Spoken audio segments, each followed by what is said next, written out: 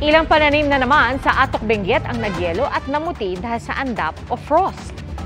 Sabi ng Pag-asa, posibleng magpatuloy ang epekto ng malamig na amihan sa Northern Luzon hanggang weekend. Posibleng sa unang kalahati ng buwan ng Marso naman magtapos ang amihan season, pero depende pa yan sa magiging pagbabago sa bugso nito. Bukod sa amihan, makakaapekto rin ang easterlies at trough ng low pressure area. Base sa datos ng Metro Weather, may tsansa ng ulan bukas sa Aurora, Quezon, Mindoro Provinces, Capiz at Negros Occidental.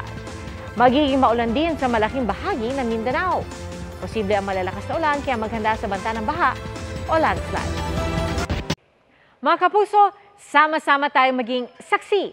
Mag-subscribe sa GMA Integrated News sa YouTube at para sa mga kapuso abroad, samahan niyo kami sa GMA Pinoy TV at sa www.gmanews.tv.